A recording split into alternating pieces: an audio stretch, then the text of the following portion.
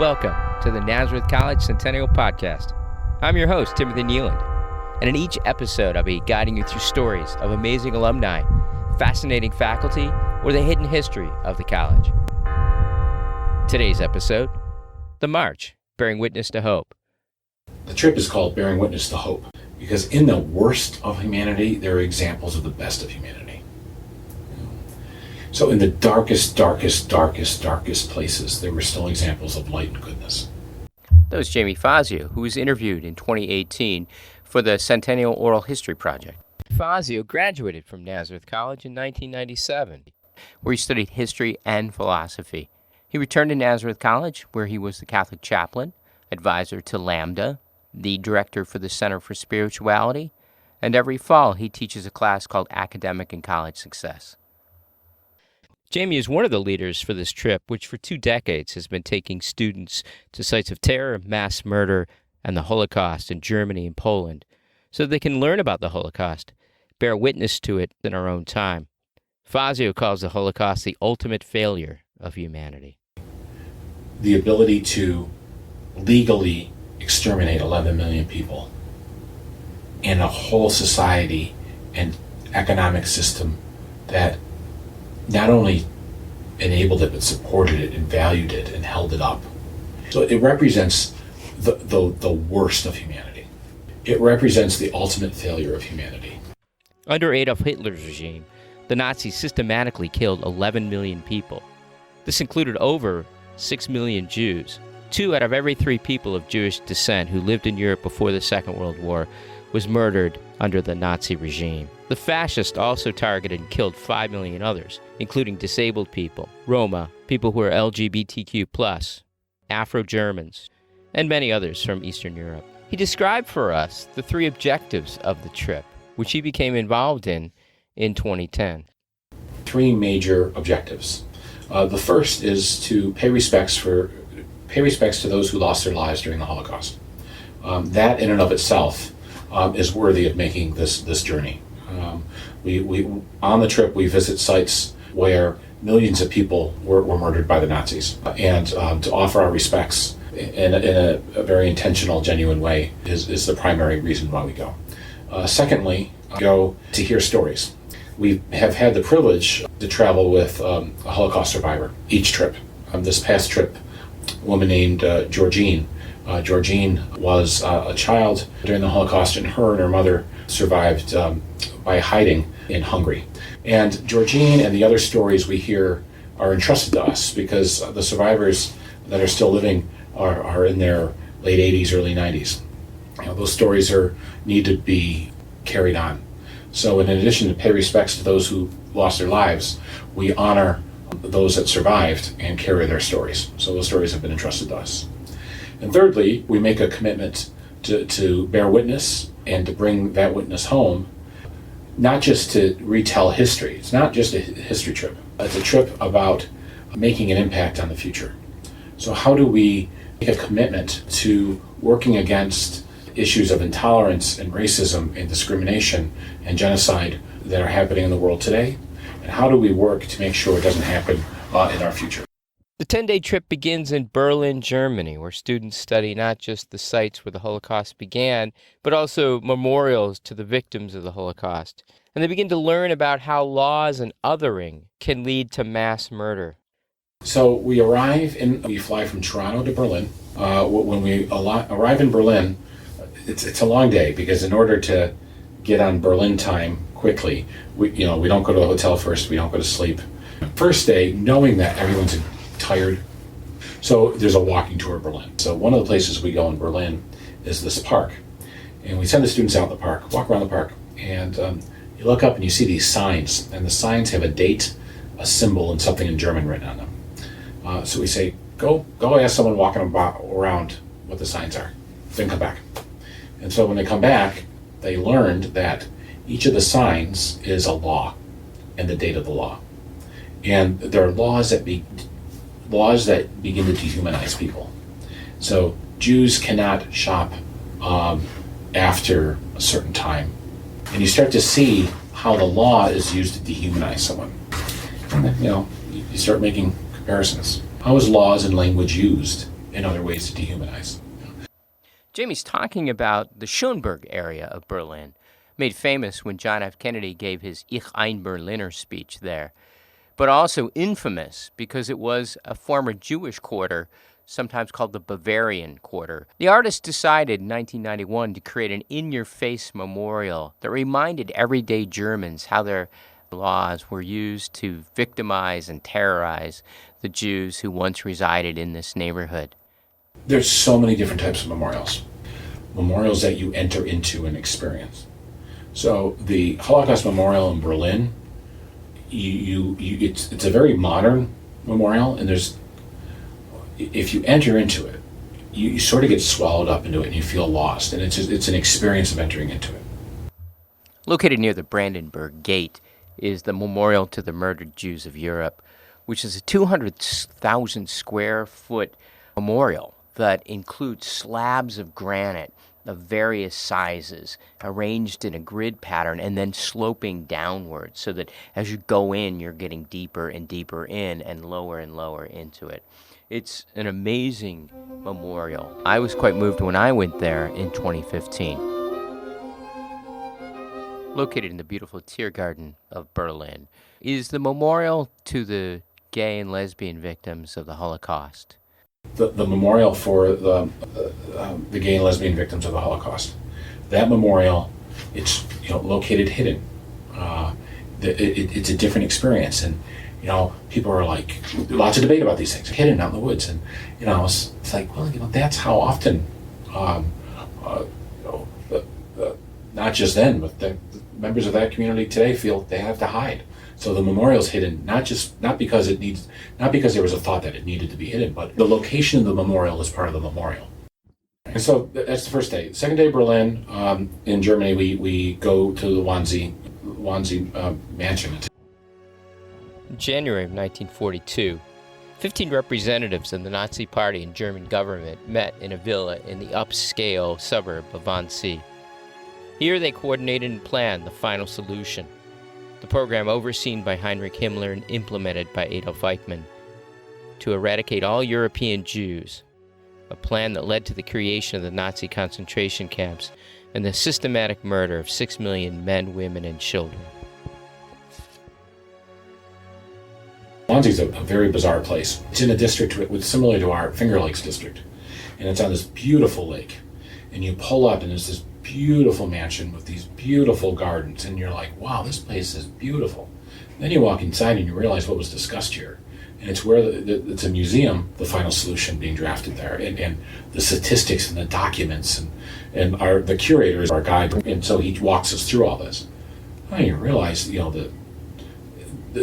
the awful juxtaposition between the physical beauty of this location. It overlooks the lake. It's, you can go out and just have a beautiful afternoon. Then you think about the extreme ugliness that was discussed in there, and how can they discuss something so evil and so dark in this beautiful place?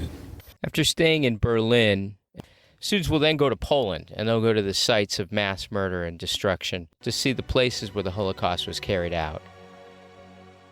Go to Poland.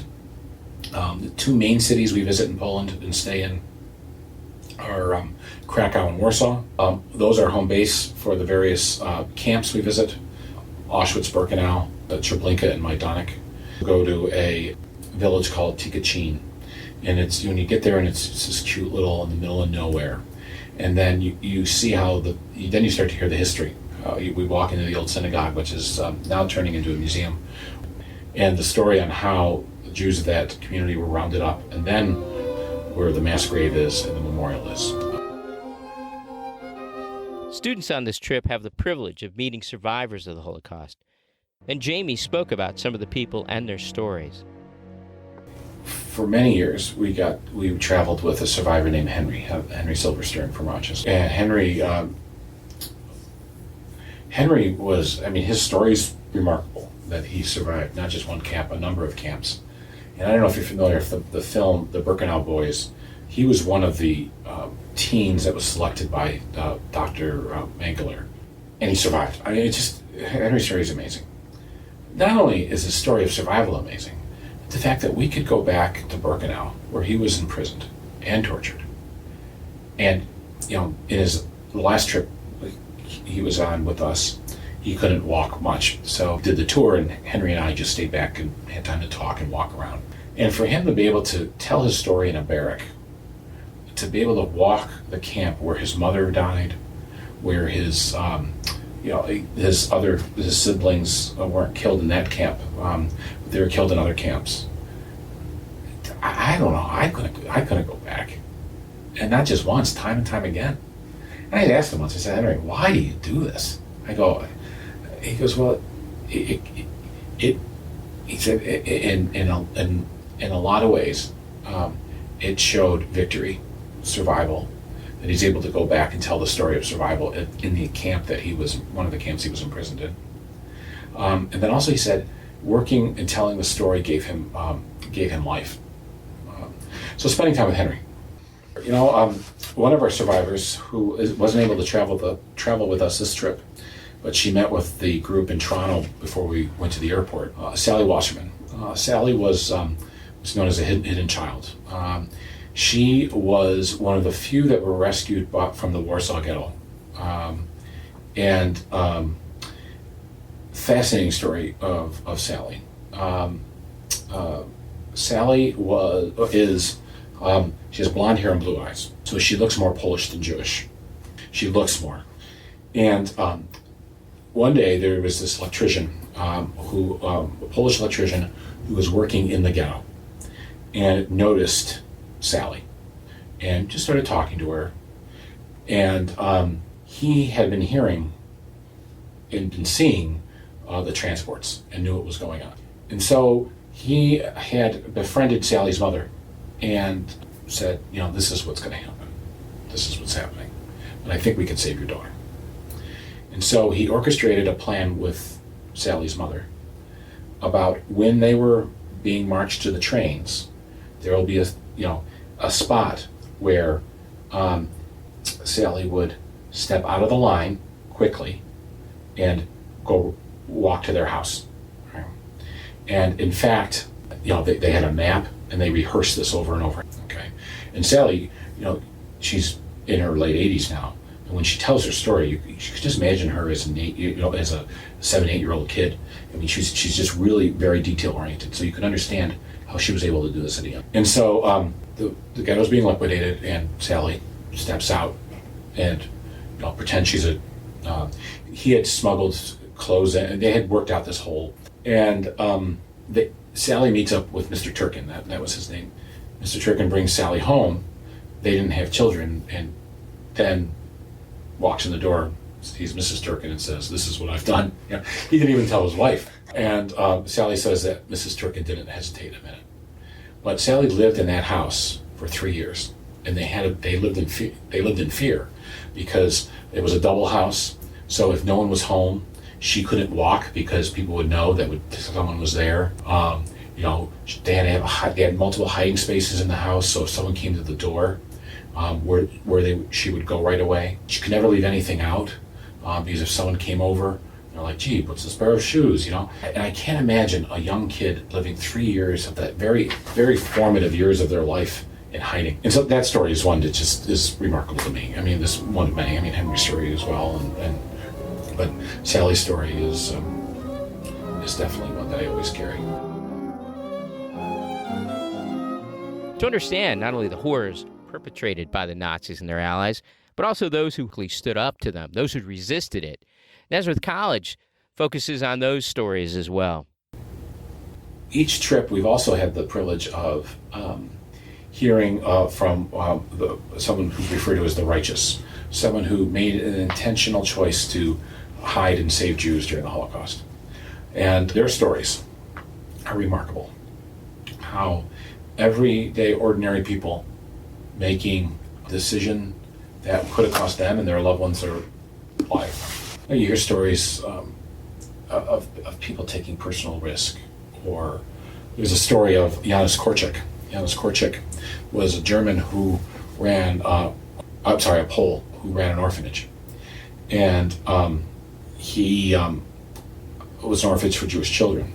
And the children were being sent off to Treblinka. And he marched with them and was executed with them because he would not leave his children. There's a lot more to that story. He's a remarkable. His staff of the orphanage did the same thing.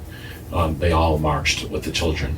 One of our guides talks about the Holocaust is morality being turned upside down. What would be considered the ultimate evil became the ultimate good. And how did that happen? And so the righteous, and hearing their stories. Jamie has had some deeply moving experiences. In fact, one occurred when he took his daughter on the trip. And then, personal story, this past trip, my daughter Katie, who's a junior here, and there was a moment in that village, Chicochine, when we go to the mass grave in the woods. The guides tell a story about a family and a father and a daughter. And I've been there, multiple times, and the story is horrible every time I hear it. But this time, to have my daughter there really brought it to a level of reflection and a personal place that just jarred me. Like I wasn't expecting that. And Andrea Talatino, our vice president for academic affairs, she was there too. And she said the similar experience on that trip, to have your child with you, and just thinking about, we're not the trip leader in that moment, we're a parent. It just was really, I wasn't expecting that. This is a trip about reflection and transformation that epitomizes Nazareth College's mission to equip students to make a difference in their own world and the world around them. The trip began in 2000 under the direction of Dr. Susan Nowak, who's written about the Holocaust and who regularly teaches a course called Auschwitz and After. Jamie described how he came to be on the trip. I was on the march in 2010.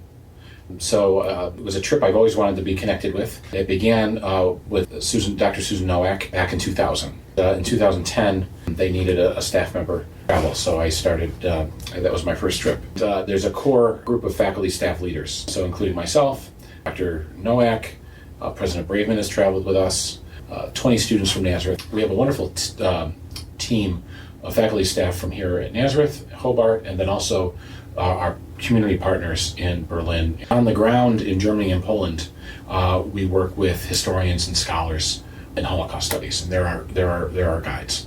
One is a faculty member from a school, university in Israel. Another one is a professional guide and storyteller, and another one is a curator for the Wannsee Museum in Germany. Wannsee is, of course, where the Wannsee Conference was, where the final solution was drafted. And he travels with us and is our guide and while we're in Germany. So we bring in the scholars. History is an integral part of the trip, but it's a trip that is there to inform our students from a variety of different perspectives. It's a trip about scholarship and reflection. So Dr. Nowak teaches the Auschwitz and After course here. She brings that lens to the experience. We call these, they're under our larger umbrella called Solidarity and Social Justice Retreats. And so that's where the chaplain comes in. A retreat isn't a trip. We go on a trip, we go on vacation and we look at our pictures and we remember how great that vacation was, and we look back on the trip and we remember what it was in the moment. A retreat is something that we participate in, and it doesn't leave when we come back. It actually comes with us, and it influences how we see the world. Jamie described how students unpack this highly emotional experience. How do they deal with going to these sites and hearing the stories of terror and torture and death? And what does that do to them? So my role on these trips is to help process that experience in that way. How do we take what we've experienced, how has it formed us? What are they learning about themselves, and how are they being invited to respond to that experience? We had a student that traveled with us back in 2014, and she was an anthropology major. The experience caused her to want to go to law school. Never on her radar before. And now she's a immigration attorney. Each evening we do processing, and I explain that this is the first step. You don't come back from an experience of going to these places and process it in the evening and in the morning you're fine. This is the first step. And in the preparation sessions we talk about there's a variety of different ways of experiencing this. Some people cry, some people don't cry. Some people thought they would cry and don't cry. Some people thought they wouldn't cry and cry. You let the response be. So if it's a visible emotional response, you have that permission to have that. If you need to be silent, you have that permission. So there's not a universal response. There's a universal effect where everyone is affected by going there. If the experience is not just visiting historical places, but it's a lens that we're asking our students that participate to reflect on how is this trip informing them to be an engaged human being. What are they learning about themselves, and how are they being invited to respond to that experience? To go on this trip, students have to commit to a semester before and a semester after of preparation and reflection. They spend 2 hours every other Sunday meeting to prepare for this trip. And then after, when they return in the fall, they spend time going over those experiences, talking about what it meant to them. It could never be a January trip because of the intensity of the experience. Part of that leading up to the trip is how to process a really intense, traumatic experience like this. So when we come back, we all have the summer to re-enter in a way that's unique to how we do it. I go into my garden and I don't think about it for like a month. Now that the semester is back, we again start those every other week meetings. We began by asking the students to reflect on, okay, how have you been feeling since you've been back? What have been the things that really have caused you to have an emotional reaction? What are the things that you've been thinking about? How have you been able to share this trip with others? Or have you been able to share this trip with others? The first thing, we have this awkward experience when we come back from the trip. People go, hey, how was your trip? When you go on vacation, you're like, oh, it was great. I had a great time. But when you come back in the March, it's like, okay, I just spent 10 days going through Nazi death camps. What do you say? The word I've sort of settled on over the years is, it was really transformative. And I think, for me, that's the word I use when I get asked that question. I'll leave it to Jamie Fazio to tell us what it is students should take away from this trip. Let the experience form you in ways you may not have expected. Today you heard from Jamie Fazio about individual transformation in both faculty and students who've gone on that trip. But more than that, the long-term positive changes that will be the means of transforming our culture. As students return with their eyes open to the ways that injustice leads to dehumanization, and now a desire to make sure that doesn't happen in our own time.